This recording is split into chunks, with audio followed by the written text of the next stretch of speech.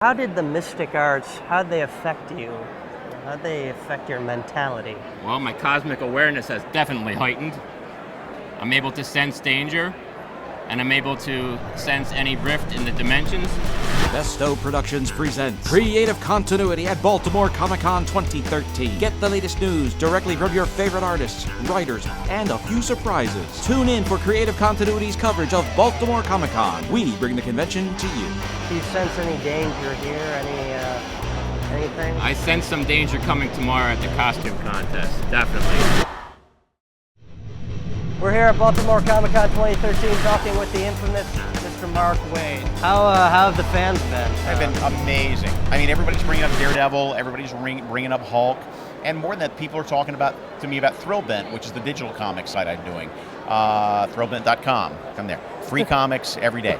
And they're coming up, they're very excited about what we're doing. And you know, fans are always pleasant at these things, but really at this one especially, they're just so sweet, and they're a reminder that this is why you do what you do. It's just because people enjoy what your work is. What have you been enjoying doing most between digital at Thrillbent or maybe the Marvel stuff? In order to do everything, I've sort of got to segregate my days so that, like, you know, Wednesday is like just Thrillbent day or whatever. But what that means is that then when I sit down on like a Thursday or a Friday and write Daredevil, it feels really great because I don't. It's not something I'm doing like chipping away at every day. Instead, I kind of get to dive in head first and really spend the whole day in that world, and it's fun. Like, I really like immersing myself like that. Is it the psychology of him or the character? Nah, you know, it's the power set. It's the idea that, well, it's two things. It's the idea that it fascinates me that you're blind and yet you have all these other compensatory senses.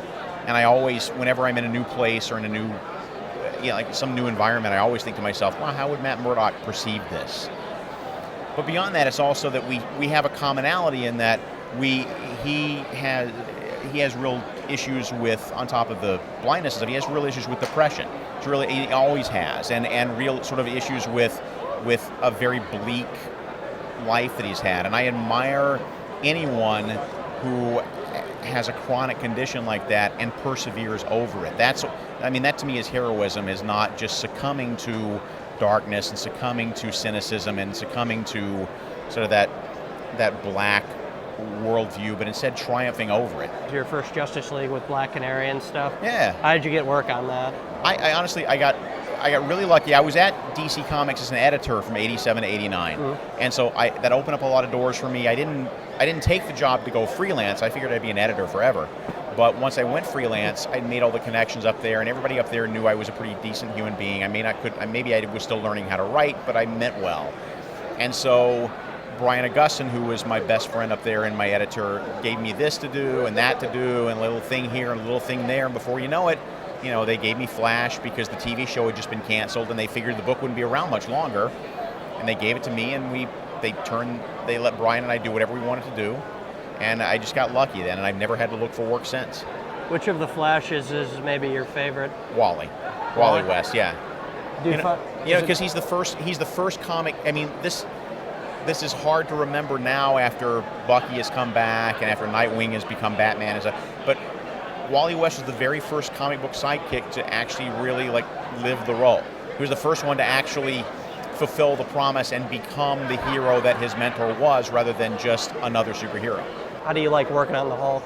I like it a lot. Again, it's not something I ever thought I would do, but getting into it becomes fascinating. I mean, really the whole concept of Bruce Banner sort of deciding, I'm tired of just trying to make the Hulk go away.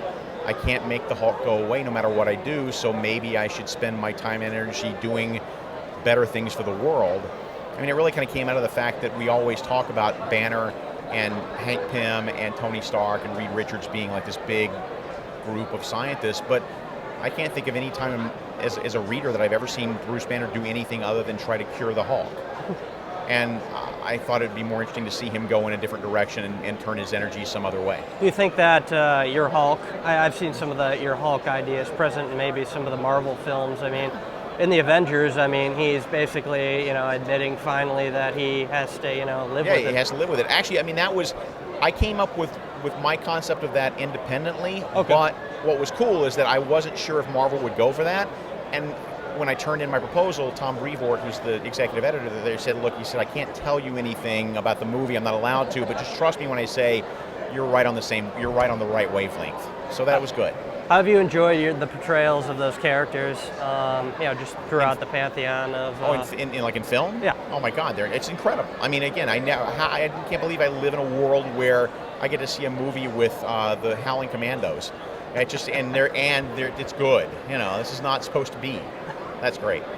How do you feel about maybe we talked about Daredevil a little bit. How do you feel about maybe Daredevil now as Batman?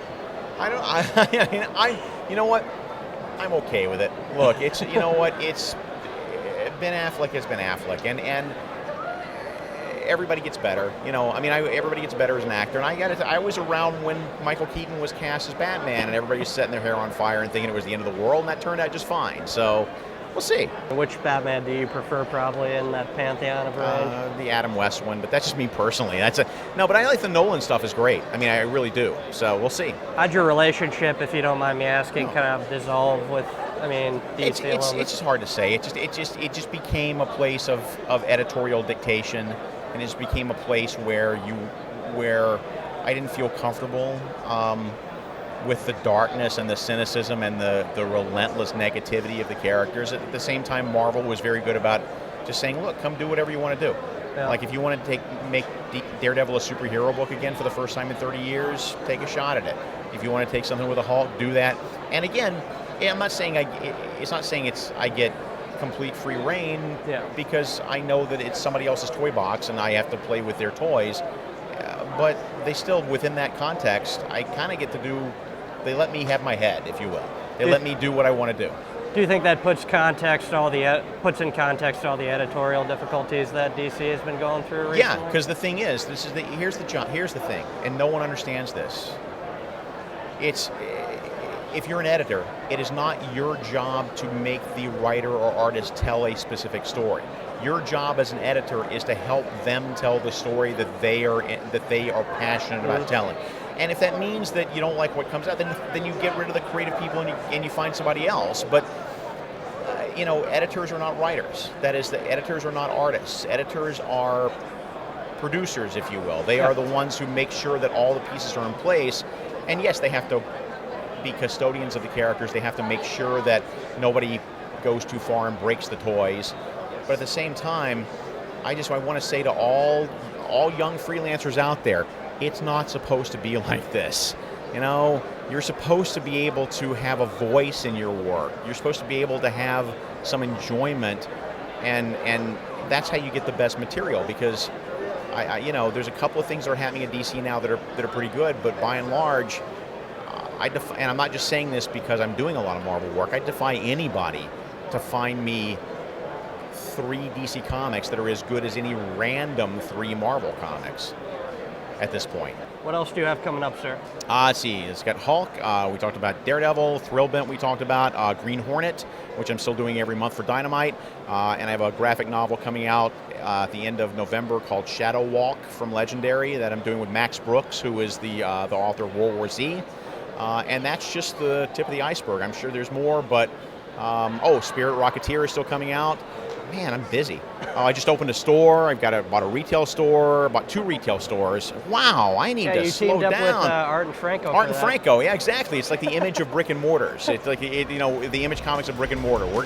All these creators are opening up their own comic stores, and that's part of my world domination plan. But I really should build in some nap time. So I appreciate it a lot, sir. Thank you very much, Mr. Waid. My pleasure, absolutely, anytime. This has been Tommy Zimmer for Creative Continuity. Take 1. Bestow Productions presents Creative Continuity at New York Comic-Con 2013. He's a genius. As you spell that with a J? We're not supposed to say, but don't. At the Dark Horse booth, speaking with Mass Effect writer and video game Mass Effect expert, Mr. Mac Walters. I like this. I'm going to keep pointing just so it's going to look ridiculous if you don't put a graphic. We bring the convention to you. Shut up and take my money. Wherever Wally West is, he's safe. He's safe from being screwed with. So people say, well, you haven't brought Wally West back yet. Good.